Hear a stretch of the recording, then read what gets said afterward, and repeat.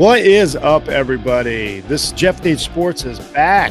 We don't have the OG3 this week, but we got two of the OGs together. We got Jeff and Mo coming at you from, up in flames. And we're going to do our college football overreactions. It's Mo and Mo and I are here. So, we're going to talk some Buckeyes football. So all the Buckeye fans out there, you're not getting out of it this week. Like we gotta break down, the dominant performance, tell you some overreactions, underreactions from last week. And then we have some pretty good thoughts on next week coming up. So thanks for joining. Again, it's Jeff Needs Sports Off the Ball Network production, and we're going to get rolling here. Mo, how are you feeling this week, man?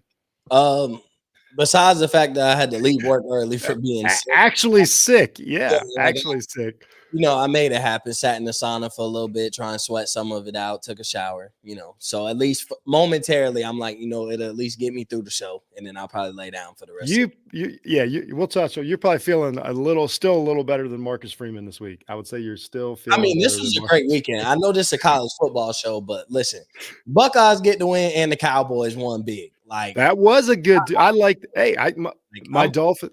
Yeah, my Dolphins last second field goal to win it. Yeah, I'm at the day where I can have a really great weekend based on what a Saturday and Sunday looks like. I can balance the positive with the negative. I hope I don't have to deal with the Buckeyes and Cowboys losing in the same weekend because those are rough. My favorite weekends, and this was one of them. My pro team won, the Dolphins won. The local high school team here, Tri Valley. Shout out to the Dogs, had a huge victory over one of the big boys from Canton. So that was awesome. And then of course our Buckeyes, we're going to talk about them here in a second. Not only were dominant, but it was a legit dominant. So kind of break it down like this. We're going to start with the week 2 blowouts. Had a bunch of them. Not much to say about some of these games. Georgia looked like Georgia should, another blowout. Ole Miss, looked like they should at this point, good. Mizzou is living up to the preseason hype. And we only say it's hype because we're not used to Missouri being in the talk. Looked great. Miami followed up a huge victory, no letdown, walked through an opponent just like they should. USC, same difference. Played their guts out last week, fought through, LSU, and then, walked through an opponent this week. Tennessee, another blowout, but over a top 25 team in North Carolina State. I saw this coming. You saw this coming, but that's still probably the best dominant victory on the weekend. Tennessee looks great. We'll touch on them here in a second. LSU recovered, walked through an opponent. Louisville living up to the part. Clemson bounces back from, big boy. Yeah, Clemson was like, I promise. Basically, here's what Clemson told us. We'll start with Clemson. Let's just do this. Then we're going to talk about, let's talk about this first. Let's get this out of the way. Nebraska walks through Colorado. Mm-hmm. The circus shows up in town. Nebraska did not care. Now, this is one I think we both had it on our list of Nebraska is going to own this game, no questions asked. And they did. They did fade in the second half. I'm not going to sit here and break down Nebraska football because here's what they did. A team came into town that they should beat. And a lot of times that doesn't work for Nebraska. And they did. They were dominant. They, reeled it in the second half. That's a Matt Rule team. They're like, hey, we got this victory. Calm down. We got a freshman quarterback. We don't need to give them anything. And plus, you don't want to give Colorado anything because they'll act like they won the Super Bowl if they get a fourth quarter touchdown. So, real quick, what'd you think of the Nebraska-Colorado game? Are we done with Colorado officially? Nah, everybody ain't gonna be done. Not yet. I'm done. Like I told everybody, this was gonna be the game. Some people thought they were gonna win 8-9 games. I'm like, this game, they're not beating Nebraska. I'm like, they're gonna struggle with South Dakota State, but I'm like, they not beating Nebraska. This Nebraska team is a good team, and they got a quarterback. I know he's a freshman, but this dude good. And Nebraska hasn't had a good quarterback in some time. They've had a little playmaker in Martinez, and he has some good games, but this is a really good quarterback. This is a guy, his junior year is probably going to be a top 5 pick. I think we all feel safe in saying that. I mean, he was supposed to go to Ohio State. Yeah, he was originally committed to Ohio State. But this might be the future number 1 pick, and this is what they look like as freshmen when they're going to be good, when they're phenoms their entire life. And so Nebraska in year 2 of Matt Rule, I kind of expected this, and I told you, I've said this in the summer, and I know people are now starting to say it, but all I'm saying is I started this early on in the summer pointing to this game, and I said if Nebraska wins this game, they might walk into the Ohio State game undefeated. 6-1 worst case scenario because they cough up one, maybe, get a little too big for their britches, a look ahead right before playing Ohio State.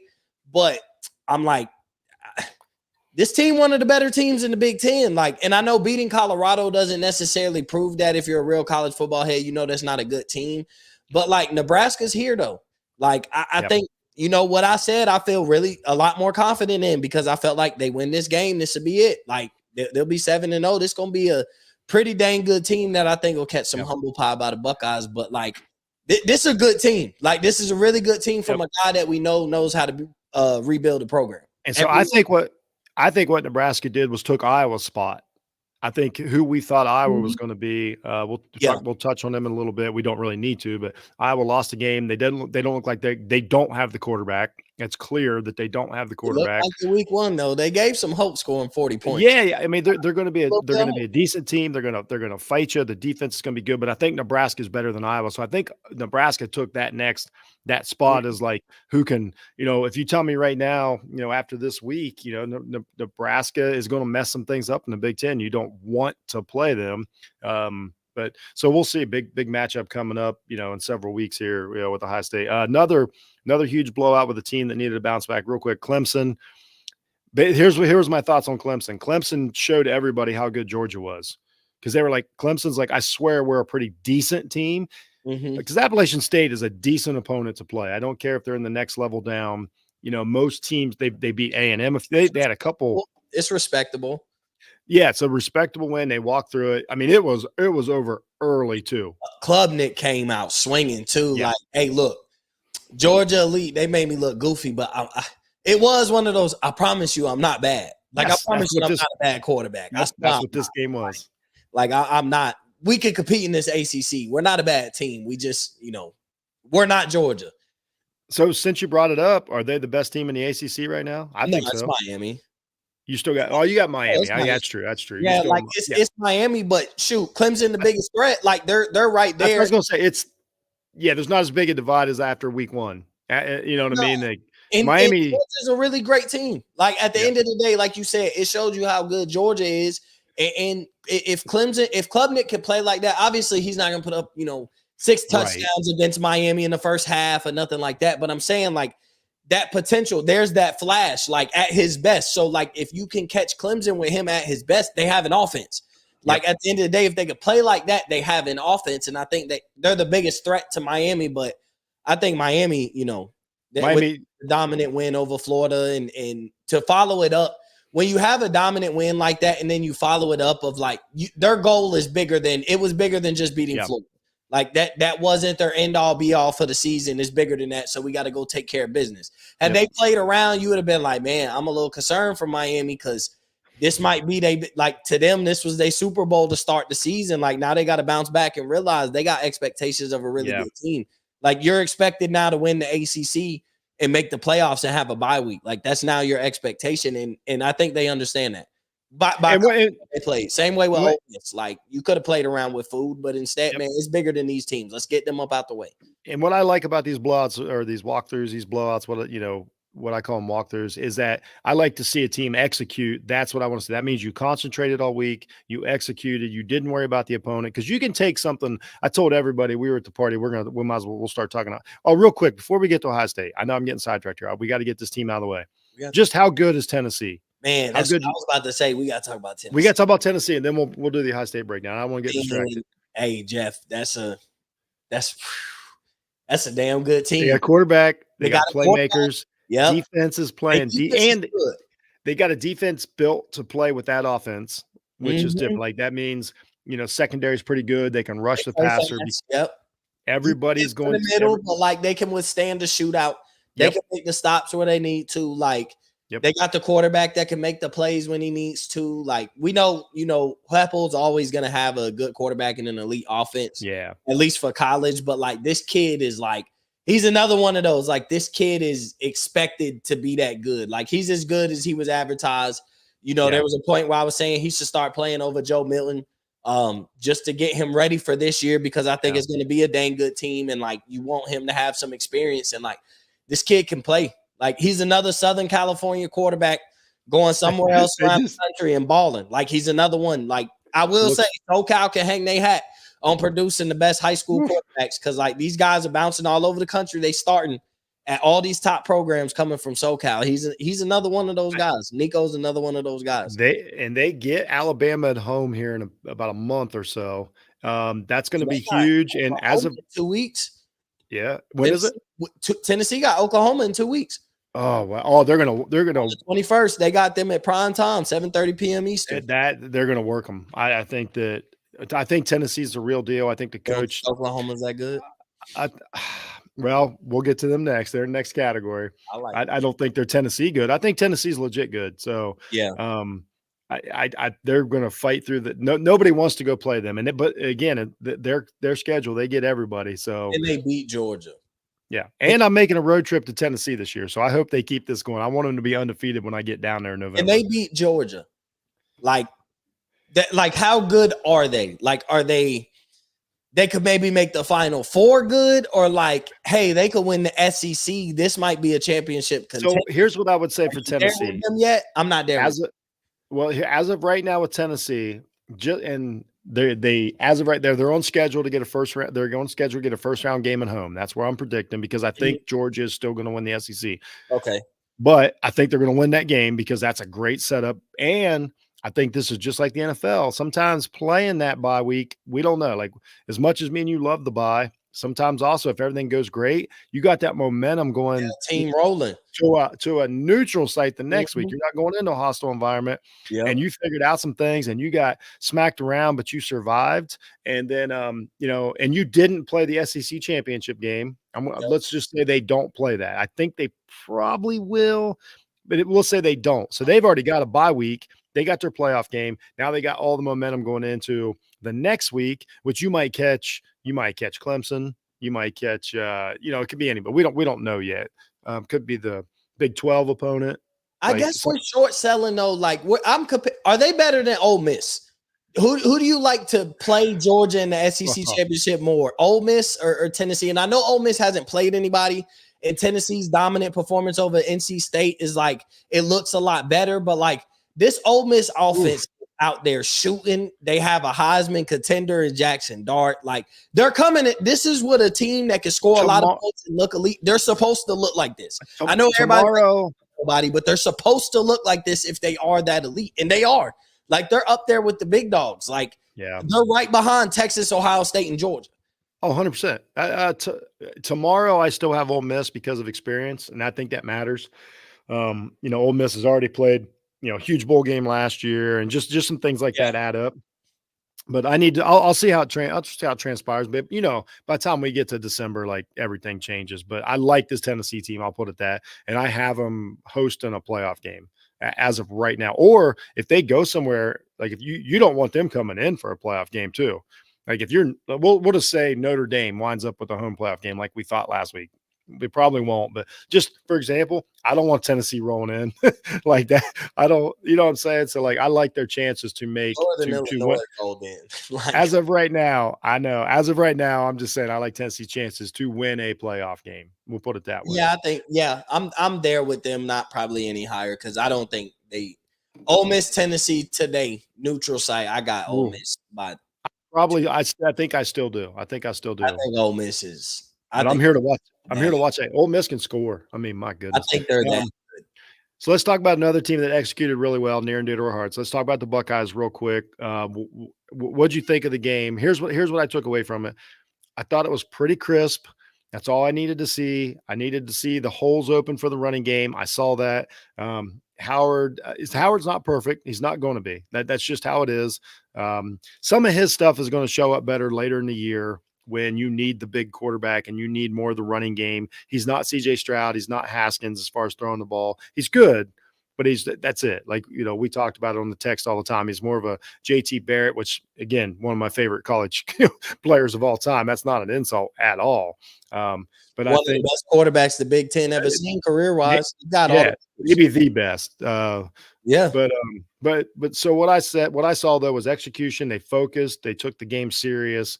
They didn't mess around. They didn't fumble around. The fans enjoyed it. So I gave it a pretty high grade as far as a blowout victory. I thought Ohio State did a lot of great things. They got Judkins involved. I think it's really important to keep Judkins going and get the momentum going, let him feel the love from the fans. It was great. I wish the long touchdown run would have stood.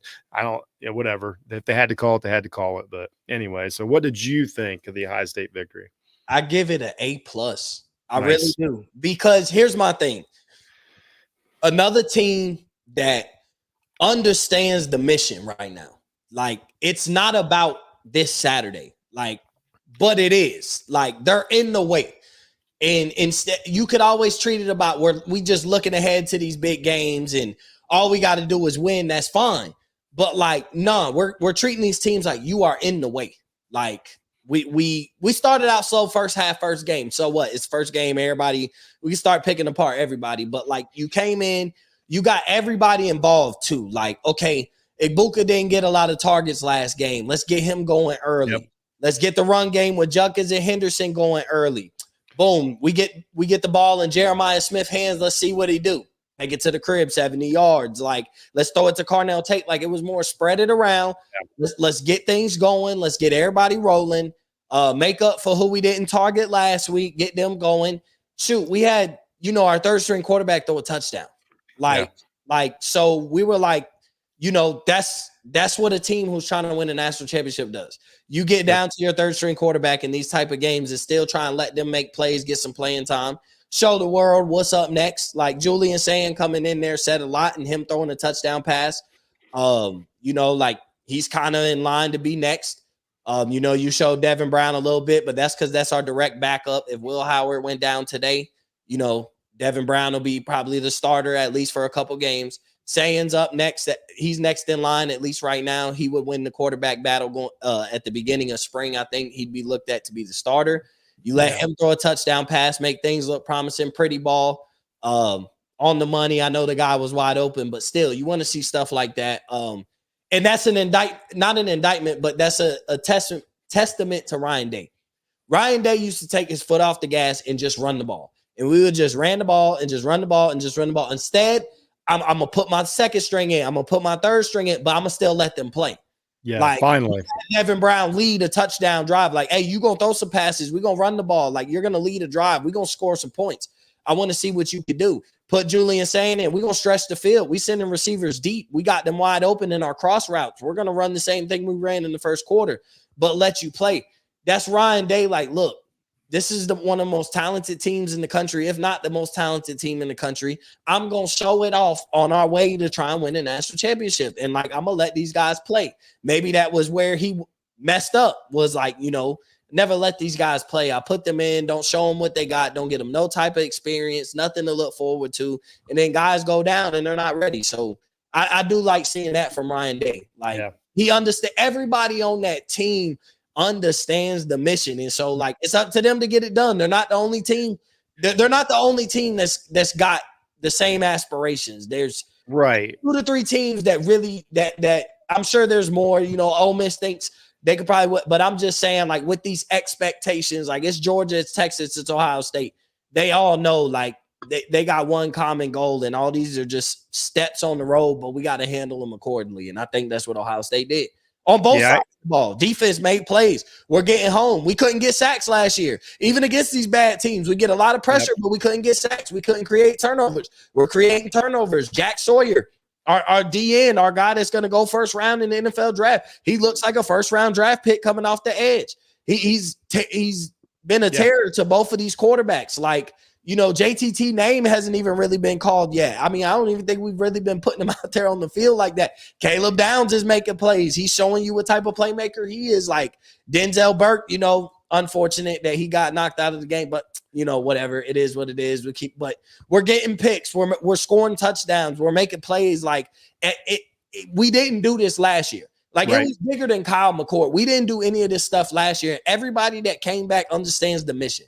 Like, man, this is we got to play A+ football all year. Everybody has to get our A+ game. Yeah. And so I think, going into the bye week, I think you'll see the same thing coming out. Like Marshall's going to get our A+ game. Michigan State, I feel bad for you. You're our first opponent. Like I think that's what we're going to be thinking. Like we're going to be showing this off all year. I like the energy, especially from like I'll call them the new guys, the transfers and stuff. I like the energy. I like how they're embracing it. I like the chemistry. And and another thing, and just a real quick comment, and then we'll move on here, is that, we all ask, everybody was like, why would you play this game at night? And then I realized, and I'm someone that's, been to that stadium at night during those games. And I'm like, you know why? I realize it now, because when Judkins goes in the end zone in the dark and all 100,000 fans are going crazy and wearing the scarlet and gray, it feels like a big moment, even against a Western Michigan. Or so, like, I get the thought process. Like the SEC's done this for decades. Like every game just looks more important and all this. And as I was watching that game the other night, I'm like, I'm the dummy. This don't look like this at noon. I mean, the kids, they were having a good time and really feeling the love. High State fans, had a good time. So like, I was like, good and drunk, day drinking. Yeah, I was like, okay, good and wasted. And let me tell you, the weather here was perfect that night. So like, great job, Ohio State, so far. That's all I can say so far. Yeah, Most doing what they got to do. Yep. All right, so we're going to talk about a few of the struggles from the top 25. So basically some games that looked worse or looked like looked like they were easier than they were. Bama really, really struggled with USF for 3 quarters. Like it wound up 42-16, but it was like 14-16 late in the third, I believe. Bama's offense still, when they sputter for a while. I'm assuming that's all Milrow. I don't break down a lot of Bama tape. But this game looked way different. Their athletes took over, their players took over. That's why you recruit to Alabama. That's why you go to Alabama. As an Ohio State fan, I see this all the time. I'm not going to put a bunch of stock into the game, but they didn't do what we just talked about these other schools did in the other tier. Did you take anything away from the Bama victory, or was it just a clunker? Man, I think it was just a clunker. Like I said, teams with expectations, like this is post Nick Saban era. And remember they struggled with USF last year. Like, remember they played USF last year, and down to the wire. Yeah, down to the wire. USF almost like could have won that game. So I think it's just one of those, you just try and strut through. You're so much better than everybody. And it's a little bit different culture change too. Like there's some things that you see at Bama that you would never seen with Nick Saban. Some of them celebrations and stuff, and it's cool. I like it. It's a little more laid back. But they're in the midst of a culture change. Hey, we struggled against USF. It's okay. Maybe the pressure, you just overlook an opponent. It happens. But, the final score, 42-16, at the end of the day, when it was time to play, the athletes took over, like you said. Like, and Milrow's a gamer. The way he plays the game, you really can't open that up versus a squad, like USF. It's kind of weird. Like you're not going to run a bunch of, quarterback keepers and stuff. Show too much. Yeah, so I don't take a lot from it. I mean, there's nothing wrong with saying like, be careful. You're not a perfect team yet, but they got a hard schedule. They got way more thoughts on their mind than making sure we blow out USF. Another real quick thing. Awesome that Saban got the field named after him, and awesome that he embraces, he keeps saying, and, time after time when they talk about it, it represents every player, every coach, that was there for his 17 years at Alabama. No matter what you say about the guy, one of the greatest runs in sports that we've ever seen. So I thought that was super cool that, he got the field and his family was there. Sometimes it's too late. Like these coaches, it's just, people age and, we miss these chances. I'm glad that Saban is in, still at his height and is able to enjoy all this and all the awards. There was no hesitation. Like, yes, I love it. Do it the next year. He left. Hey, let's. It's inevitable. We know, like this is the most. Make sure he's here when we do it. No. Yeah, and while he's hot, while he's still in the game. Like he's still in the building, but he's still in the game and game day. Like he's still a personality. Like don't wait until he's either A, on his bedside, or B, like got to be escorted out there. I don't want or like if he says something stupid in the media and then it takes away from it and you're like, dang it, now it's already there. We moved on from it. No matter what he does now, like you're not going to take it off. That's what I like about it. Like, I mean, I would say the greatest head coach of all time in college That's football, but I just say arguable just because maybe somebody has an argument. But I would say the greatest head coach of all time. So like, give him all his flowers. Like induct him into the. He's probably has he been inducted into the College Football Hall of Fame already? I'm not sure he's in yet. Can coaches get in like while coaching? Yeah, they can. In college football, I'm sure they get in while they coaching. So if I love that. You know he's going to be in, but don't waste no time putting him in. Like, and he's single-handedly saving ESPN's game day. Thank you, Nick, for being there for us. Another one that was of note, and now I'll just real quick. Penn State 34, Bowling Green 27. Bowling Green had them down. It was a real game. I'm totally going to chalk this up as they're learning how to be a good team. Their quarterback's learning on the fly to be a good competitive quarterback. They got all this in front of them. They're expected to go to the playoffs. They went into West Virginia, had the weird weather delays and all that through a game that a lot of people picked West Virginia. This is the classic, just to me, letdown game. I don't think this is who Penn State is. I think the fourth quarter is who Penn State is. That's just where I'm chalking it up at for the same thing we said about Alabama. Do you take anything away from Penn State game, or did you even care? This is who Penn State is, though. Okay, let's have it. What I mean by that is different. Remember what we said earlier about like Georgia, Ohio State. We're going to talk about the other team, Texas, but like some of these top tier, the Ole Miss, like Missouri. Look at all that just blowout after blowout. Penn State, this is who they are. They get a big win against West Virginia. Everybody was fooled into thinking West Virginia was decent. They turn around. They barely beat Bowling Green, but like the inevitable is going to happen. They come in, they lose. They're a team that's going to do this up and down. They know they're a really good team, but they're 10-2 at the end of the year. Like, and 10-2 now could get you into the playoffs. Like now Penn State is who they are, and they're a playoff team. And they might go 11-1.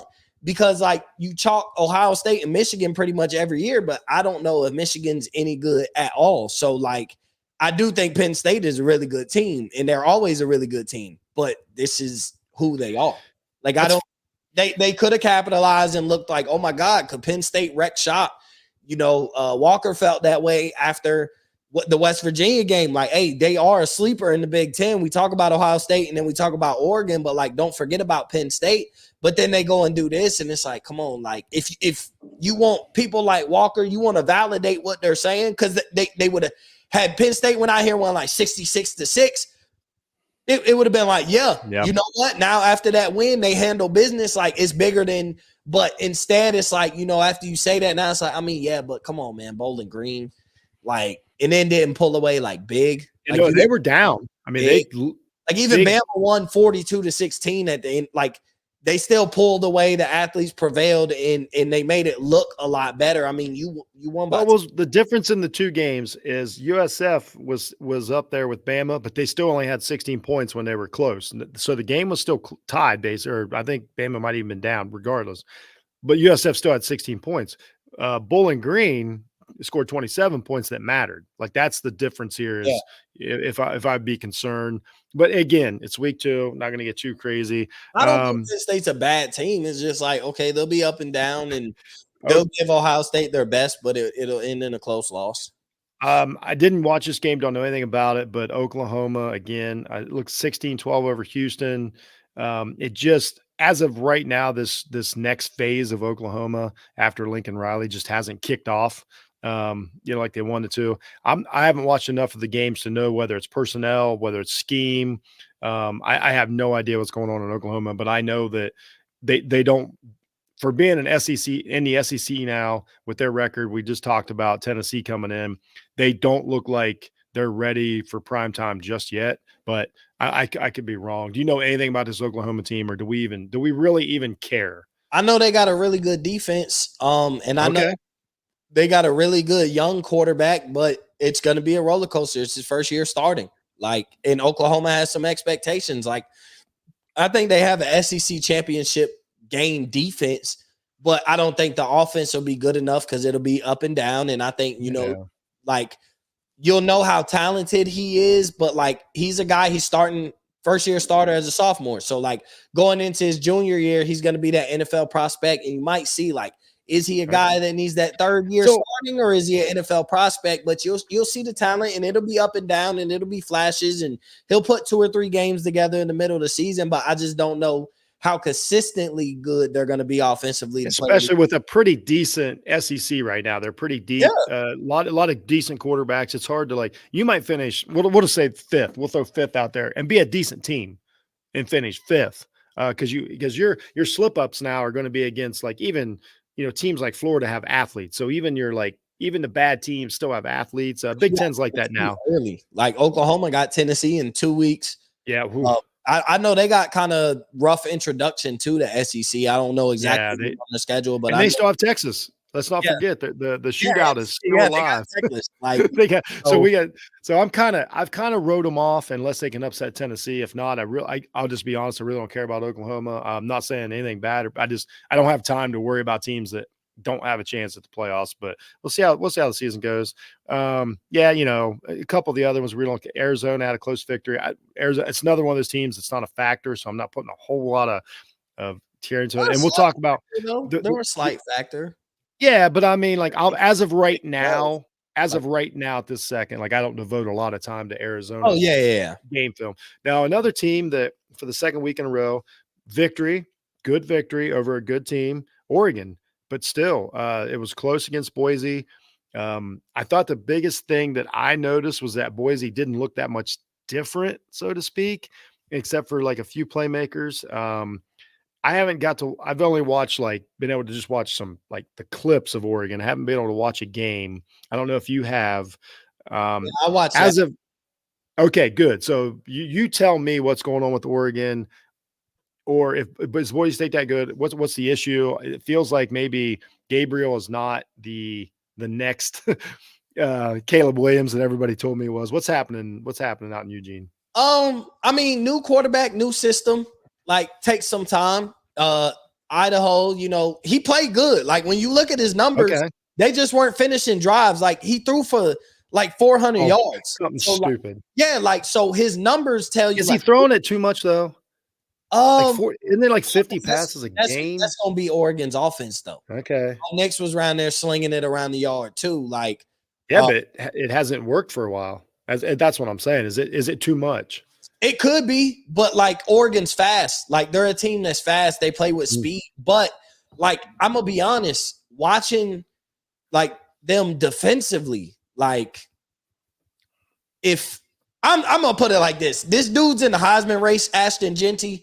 But, like, if you just watch him go for 200 yards and you're a Buckeyes fan, you're like, bro, we got Judkins and Henderson. Like, talent-wise, those two are – I mean, as a duo, they're better than the man. But, like, even coming into the season, they are guys who are considered better than Genty, even though he's balling at Boise. So, like, you have to feel great about how – if Boise State offensive line was pushing Oregon around, opening holes for Genty to run through, I mean, he was running wild. Like, you have to feel great about it because that's a hole that may not be able to be fixed. Like, sometimes, these lines got to come together, though. You got to come together in the trenches. It takes some time.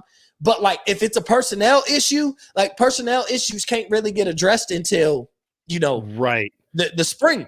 So, like, you got to figure something out. You might have to change yourself schematically, which might not fit what you thought was trying to do for a winning recipe. Oregon's one of those teams, they trying to win the Big Ten. They think they can come in, win the Big Ten, and possibly win the national championship. They got they one of the most talented rosters in the country.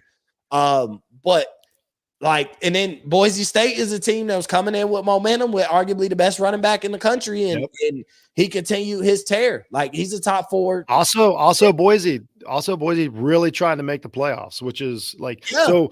A side note to this season, real quick, we won't get into it. I just want to put out there a comment. The side note to this season is all the group of 5 teams fighting for this one playoff spot is awesome, by the way. Memphis, Boise, whoever you want to throw in there, we don't know yet. That's why they need to keep that spot, because it makes there's 60 or 70 teams that are like, we got one shot to make it. So they're basically playing a whole season tournament. This was Boise's shot, to play one of the big boys.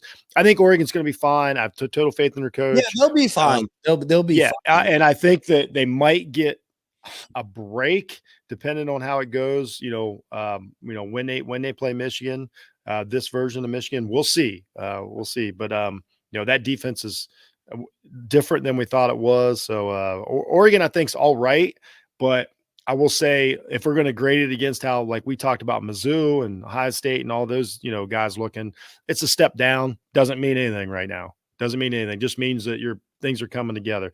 So we'll move on into, that's really the only ones we care about there. Just real quick, some of the games that were close in top 25 that really whatever. Utah looked decent, beat Baylor. Again, that's a tough place to play. Utah's going to be in the thick, in the playoff hunt to the very end, probably get a spot. Oklahoma State over Arkansas. That was just a great game.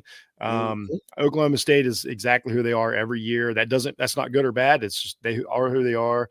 Great. That was just a fun game to watch. There's nothing wrong with playing a good game sometimes. Not going to overthink, who either one of these teams are. Kansas State outlasted Tulane. Tulane probably should have won that game, but they screwed up too much early. And they blew a lead and what have you. Tulane's another team, in line for that 12 playoff spot. So those are kind of games that there's no reason at this point in the season to break down. So top 25 losses. There was a couple of them this week that we might talk about real quick. Kansas lost to Illinois, whatever. That's a whatever game. Yeah. Georgia Tech lost to Syracuse. Another game for, as everybody says it on TV, every time they say his name, his Kyle McCord's name now is a legally Ohio State transfer, Kyle McCord. I just want to make clear with everybody. Ohio State fans, yes, we understood. We blamed Kyle McCord for a lot of stuff. Another thing, we weren't wrong. This is the same Kyle McCord. And Ohio State fans have always said that Kyle McCord was a Syracuse quarterback. And he's proven it. He looks good. He's going to put up, but he's got it. Now he's got a team that he's probably got a shot at the playoffs with an ACC team. He's got a miracle shot at it. He did good. So Syracuse beats Georgia Tech, who beat Florida State. They kind of are who they thought we were. Any thoughts on, or do you care about Syracuse and the Kyle McCord situation? I mean, it is a story. Yeah, I mean, shout out Kyle McCord. I said, he's a guy that is meant to play at a school that ain't playing with national championship expectations. He's comfortable there. It feels like the place for him. Yeah, I think, but it's crazy. I think he could have stayed in conference and went to Purdue and did the same thing. Look, I'm playing. He's a good quarterback. Yeah, I'm playing carefree. He's a decent football. Quarterback. He was a good quarterback. But good isn't good enough where you play. When you don the scarlet and gray, that's just anywhere else. Alabama, we're not the only school with that kind of expectation on the quarterback. Exactly. That's what I don't like. Real quick, is just the one thing is they act like when we say this, Kyle McCord was good, but he wasn't good enough. We're not the only school that has that expectation on our quarterbacks. Alabama's the same way, and they've been spoiled with great college quarterbacks in a row. Whatever they do in the NFL, who cares? They were great in college. Georgia has that same expectation. Texas has that expectation now that they got quarterbacks. They got them coming in. So we expect our quarterback to be good, and good isn't good enough. We're trying to win something but it's because it's Ohio State. You guys just were ungrateful. And it's bro, but he's playing different expectations. He could play carefree football. This is a former 5-star recruit. Nobody said the man. I mean, we probably have said the man was trash, but it was based on expectations.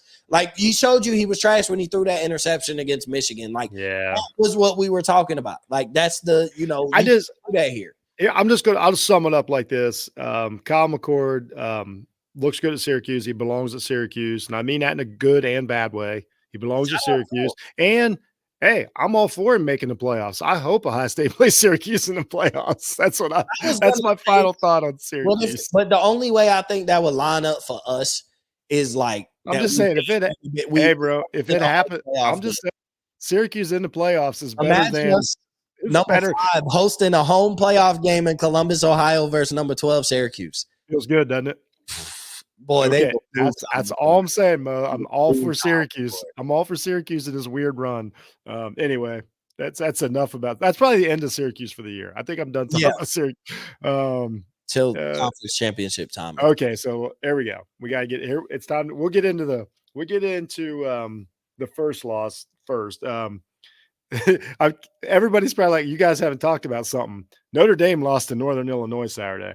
They didn't only lose to Northern Illinois. They scored 14 points against Northern Illinois and still lost at home a week after everybody told us, me and Mo both, they got a shot at the playoffs. Mo's probably slightly more down than I was because he's more logical. I just thought the path was clear. Northern Illinois was not on my list. Well, no way would I have told you, like, after having that conversation, I would have been like, they should be coast clearing until USC. I was worried. Like, not Northern Illinois, not Northern Illinois. Like that, I didn't think, I was like, it should be. I was with you. I'm like, eyeing that USC game, that's probably the game that they cough up.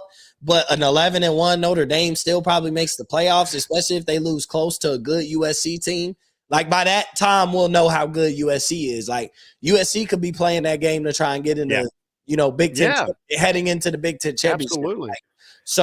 That wouldn't necessarily be an indictment of a loss, but Northern Illinois at home, and you paid them $1.4 million to beat you at home. I mean, it's a terrible loss. You can't overstate what a loss is. This is Freeman's third year. They handpicked who everybody told us was the, maybe the best transfer quarterback. Him and Cam Ward were the two. They got him early. Remember, they sewed up Riley Leonard quick as soon as the season was over, and everybody's like, he wasn't even taking calls. And then guys like Jeff were like, hey man, I see what you're saying about the talent. This kid threw less than 10 touchdown passes last year, injury or not. This isn't. I know what the highlights look like, and I know what his good plays look like, but just we really haven't seen him do it, and he just doesn't. He don't. Leonard doesn't look good. Defense looked good, but they got kind of ran on by Northern Illinois a little bit. It just feels like, again, Notre Dame receivers running around out there with no hopes of getting the ball. Is this just a quarterback issue? Is it a coaching issue? Is this a fluke thing? I have no idea what happened the other day. I watched a lot of this game. Culture issue. This is the head coach issue. This is the culture at Notre Dame issue. Because this isn't the first time. It looked you're right. Just real quick. It looked like they were going to lose it in the second quarter. You could see the look on the faces of they want to lose this game. But this isn't the first time he's done it. He's got some bad losses on his resume. He lost to a team like this last year. Didn't he lose to Marshall or something like that? 2 years ago, he lost to Marshall and who did get upset? The Cincinnati beat him. Marshall beat him. Or no, that wasn't Freeman. Cincinnati wasn't Freeman, was it? No. Okay. I don't think so. But he took the Marshall loss though. And then he coughed up a win against Ohio State, not having 10 people on the field while we're on the 1 yard line. You coughed that up, and then you lose to Ohio. You don't win a big one. Then you beat Texas A&M, and you're acting like it's your Super Bowl. Yeah. It's a culture. It doesn't. This is a team that we said the opposite of some of the really good teams. They had wins last week. Miami could have easily had a game like this week. Didn't. Notre Dame, was in. So just a complete failure all the way across. They just didn't look good as a team. There's so many ways to say they didn't look good, but they scored. They got beat. The other team had 16 points. There's so many flaws if you're that. And now they've got what are we going to do? Can this quarterback win a playoff game? He can't as of now. As of now, they don't even have a playoff quarterback. So, I think Notre Dame, I know it's only been a week and we're totally turned around on them. I was just giving their schedule credit, but now they're in big trouble. Now they have to look good. And they got USC. They got Florida State waiting on them. Yeah, that's what I'm saying. But you got USC's a better team right now. So at the end of the day, you got a second loss. And I think a 10-2 losing a 10-2 team can get into the playoffs. Not they can't. 10-2 Notre Dame. Nope. Your two losses, a 10-2 Penn State, if their two losses were to USC and Ohio State, you're okay. Well, and you'll have all your conference championship losers too. That's the thing about Notre Dame not playing in a conference is some of those losses on these teams, whether it's, we'll say it's, let's assume it's Ohio State, Penn State, Alabama, all these contenders that have conferences, one of their losses is probably going to be against a team going to the playoffs. So they are not going to get, Notre Dame will have just been sitting there. This is not going to be like the 14 playoff. There is no way that because of the 12 team And we don't have to, because a lot of the times teams didn't get in after losing the conference championship game was because they didn't want a rematch or blah, blah, blah, blah, blah. They don't have to worry about that anymore because now you got more, there's more matchups. So there's no way that Notre Dame's getting in with 2 losses over a team that just lost to Georgia. Yeah. Like, so 11-1 Penn State. That's not going to happen. Conference, Oregon that loses to Ohio State in the Big Ten championship. 11-2. Yeah, we got one more win. Like we were 11-1, you're 10-2, and then we're the better team. We played in our conference championship. Notre Dame's not jumping any conference you hurt championship. Yourself, like even if you lose the USC, but like let's say you could turn around and win your conference.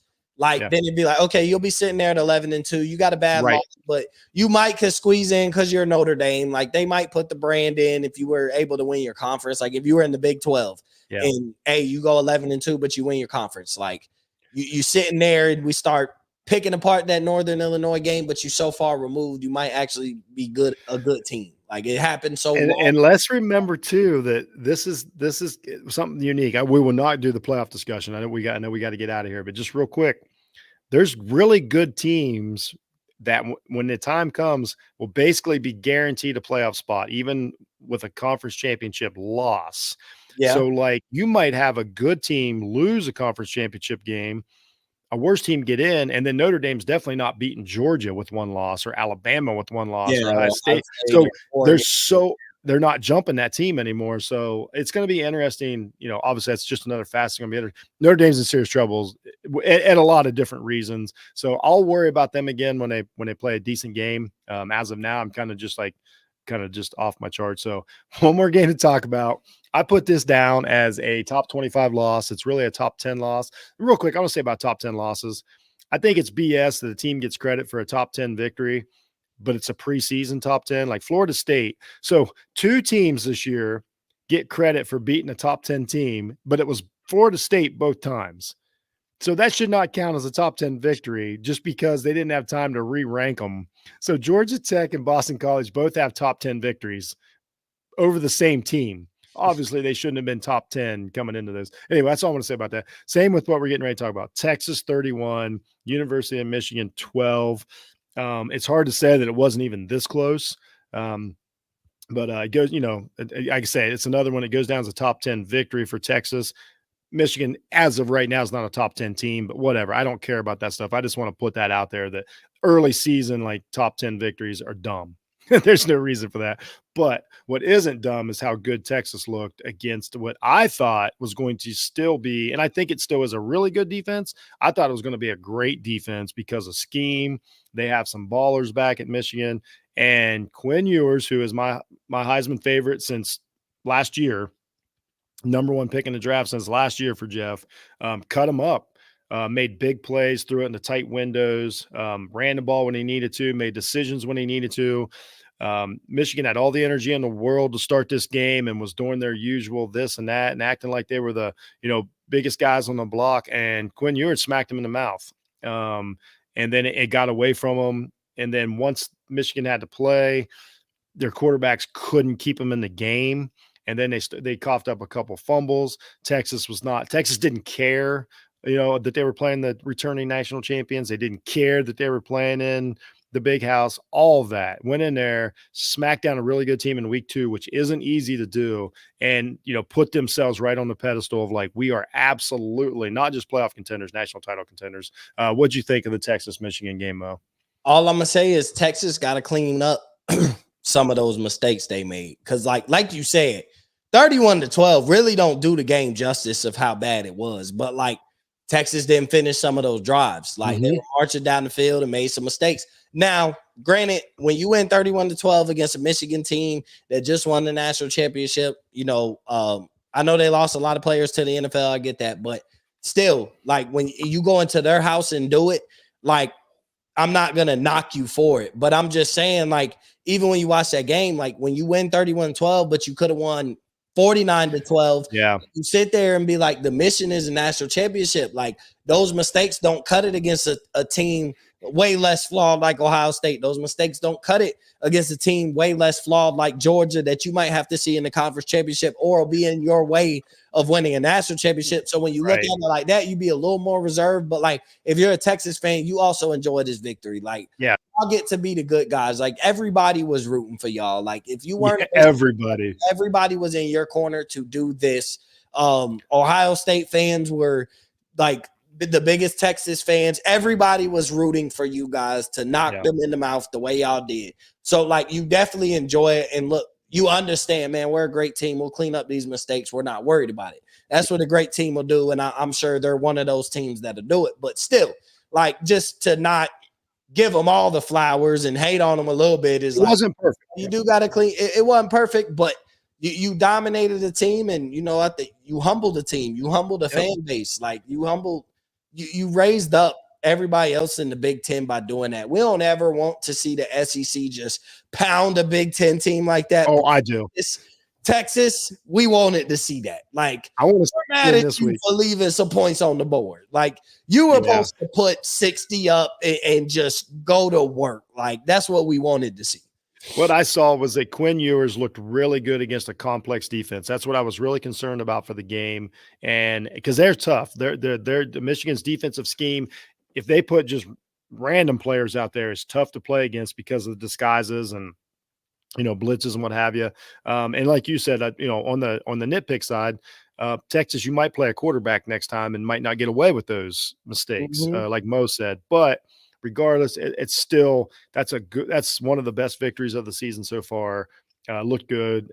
Everybody, I let myself enjoy it for a day. I don't want to have that mentality of just worrying about somebody else's team. But that was one day that as a country, we all got together and it was fine. It's fine to root 4th of July for college. Because it's not like people don't do that against Ohio State every weekend. So like for one weekend, it was cool just to root against a team.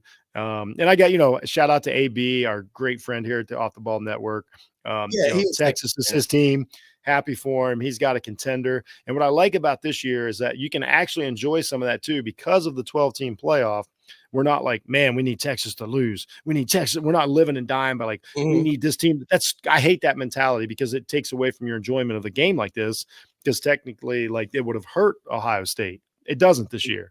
Ohio State takes care of business. They get in the playoffs. We don't have to worry about, I don't want to see Texas, but I'm saying we don't have to worry about them down the stretch of like, what will the voters think and all this BS? Like a lot of that's, so I thought more people enjoyed a game like this. I think that more people are going to enjoy real quick. The only game this week before we get out of here, the big games, Alabama, I believe it's at Wisconsin, if I'm not mistaken. That's a huge event.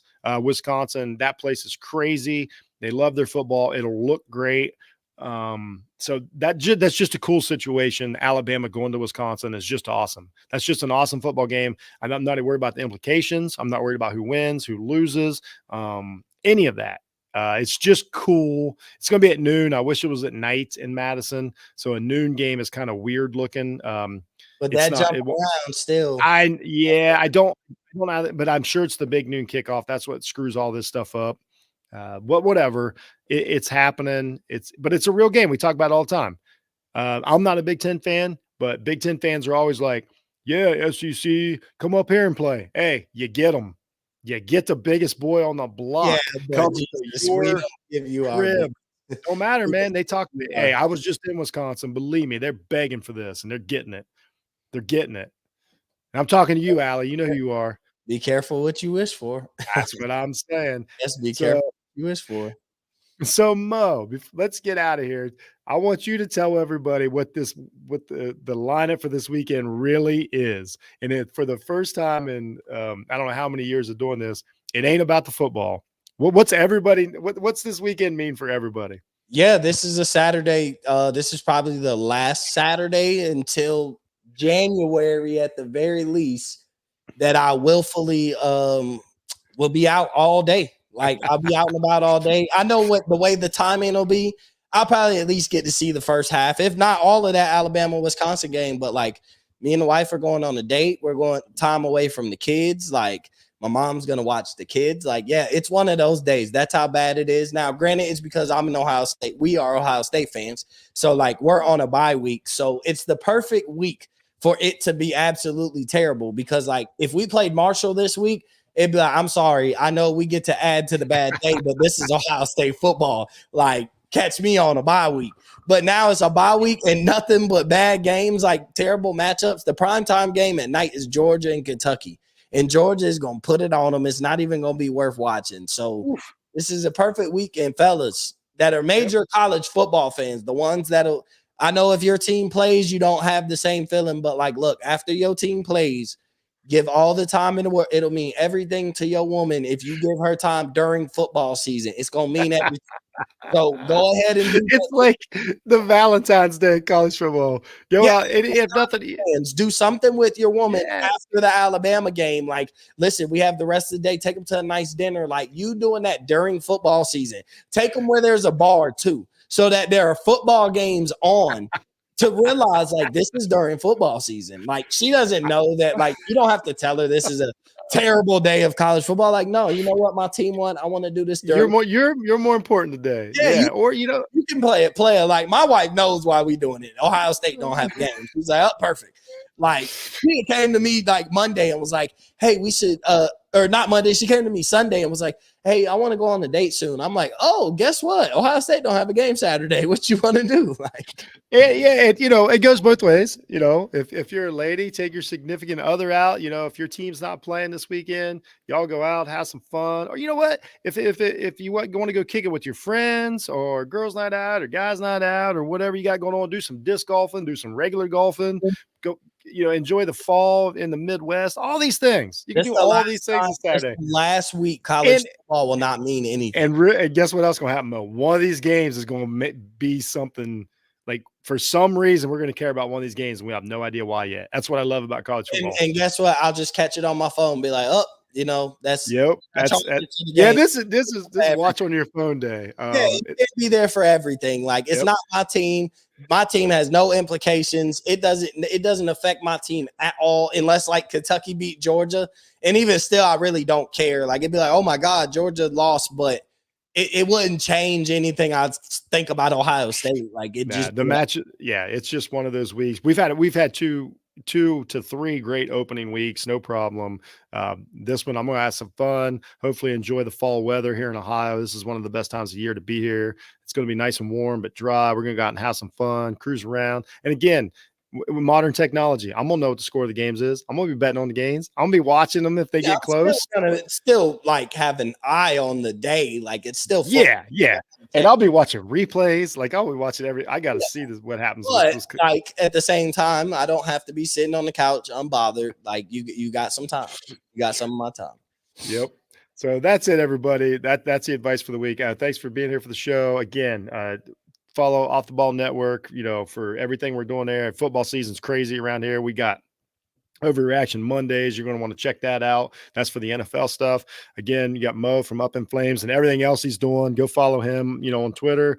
I'm Jay Hunt 006 on Twitter. It's going to be a fun season. Thanks for joining. Mo, always, man. Thanks for being here, buddy. Yes, sir. I'll see you later at Overreaction Monday. Have a great day, everyone.